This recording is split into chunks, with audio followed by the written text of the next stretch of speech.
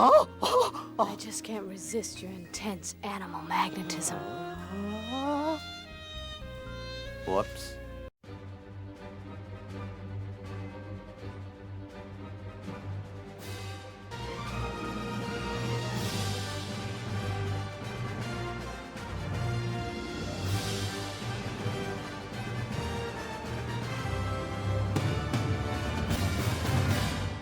Marvel.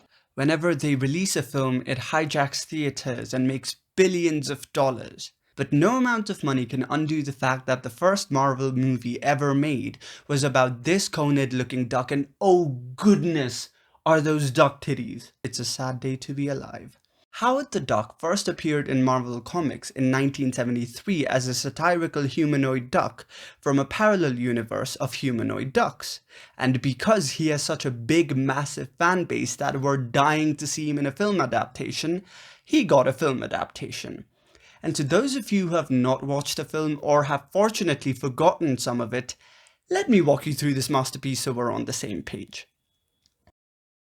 One day, in his duck universe, Howard is home looking through Playduck. We're a minute into this movie and that is exactly what it sounds like. Out of nowhere, he gets pulled out of his room into space and then into Earth. Fortunately, Earth looks like this and he just so happens to speak English. Then he bumps into this lady played by Leah Thompson, who's a singer and who's getting harassed by one of her quote-unquote fans. And then... That's it. No more Mr. Nice Duck. Howard saves the day with his superpowers. What are his superpowers, you may ask? Well... No one laughs at a master of quack foo. He can't fly, he can't swim, he's like a human but worse. So Beverly takes this helpless creature home, and as he sleeps in her house, she goes through his purse to find duck currencies and... Just so you know, this movie was rated PG. The following day, she takes Howard to her friend scientist, Phil. It's nothing! It's nothing! Never mind! Yes, that's Tim Robbins. And he explains that similar to how on Earth, apes evolved to be humans, in Howard's planet, duck evolved to be whatever on Earth Howard is. Howard and Beverly have an argument and then they separate. Howard then goes to find a job and he luckily finds one at a bathhouse. This movie was rated PG, okay? And he immediately quits the job and goes to Beverly's band performance, where he finds her jerk manager and becomes the manager himself after a very well articulated fight scene.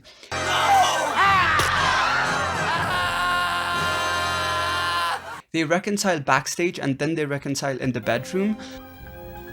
The golden scene of duck feather erection that saved Hollywood from its demise is in this film. Again, let me say this out loud.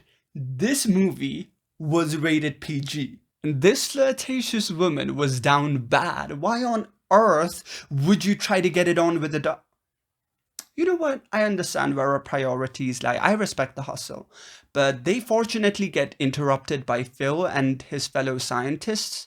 Dr. Jennings here tells Howard about the laser deviation that pulled Howard to Earth. And Howard now plans to sit on the laser and hit reverse and go back to his duck planet. The laser operation goes awry and Dr. Jennings gets possessed by a monster.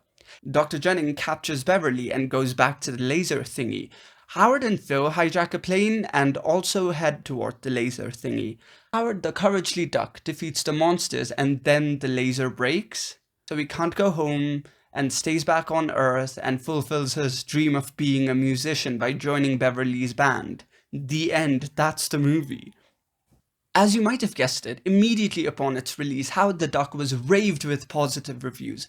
Rotten Tomatoes gave it 14 out of 10, breaking its scale. TV Guide wrote, "There are amusing moments. Overall, Howard the Duck is a monumental time." Rolling Stone called it, "Funny live-action film about a talking duck."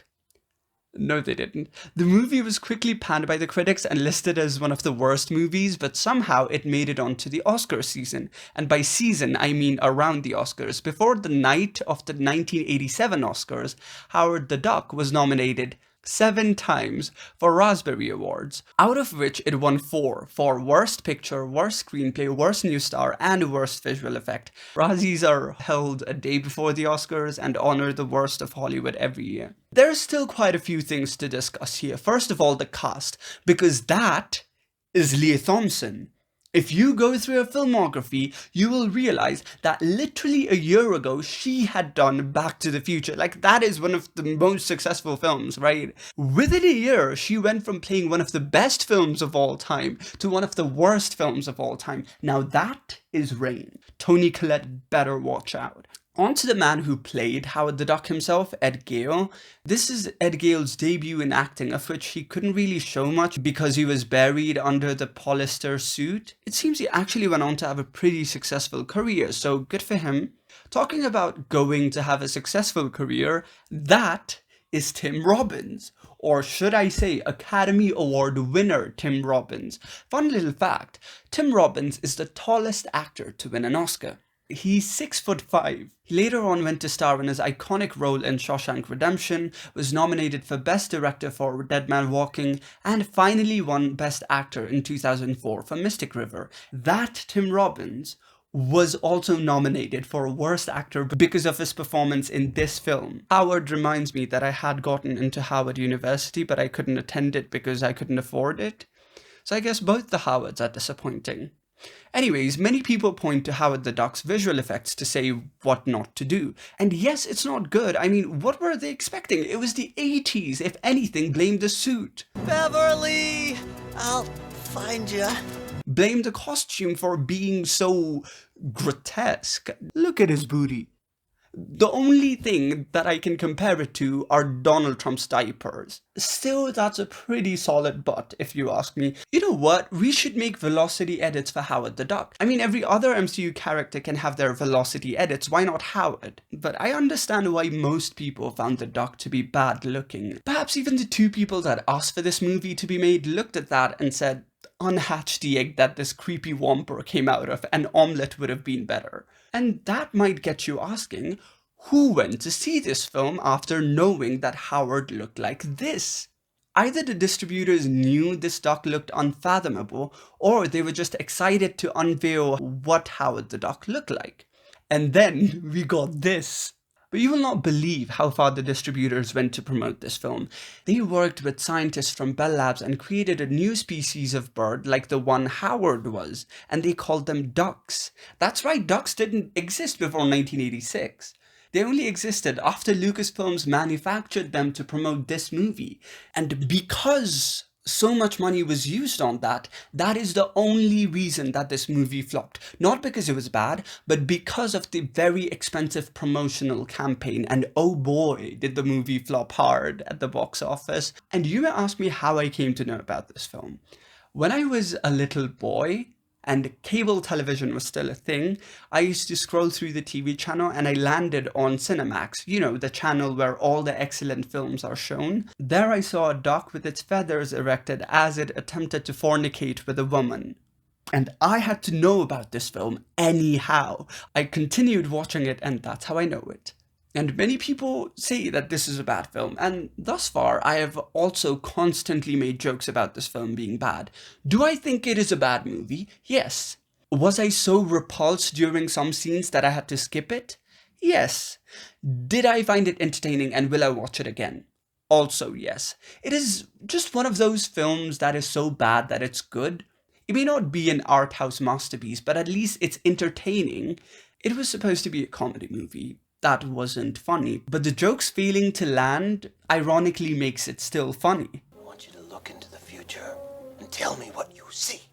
I see myself walking out that door. And people often expect the cast of bad movies to look back at it and hate it. But then there's Tim Robbins who looks back at this film with a smile and calls it the first MCU movie. And I respect him for that. Yes, his acting was not good, but the ugliness of the duck suit was far more than the badness of his acting. If you want to be bad, be the baddest of bads, okay? And this movie is that. Because we don't remember all mediocre films from the 80s, but we do remember Howard the Duck. And MCU remembers it. I think I've seen Howard in 2 of the recent MCU films, which means Howard is a part of MCU. That will technically mean Howard's movie is also a part of MCU. So in my book, as far as I am concerned, this is the first Marvel movie. Disney would love to buy their way out of this fact, but no, this is what it is. Howard the Duck is the first MCU movie for me. I want to end this video on the note, please make velocity edits for Howard the Duck. Goodbye.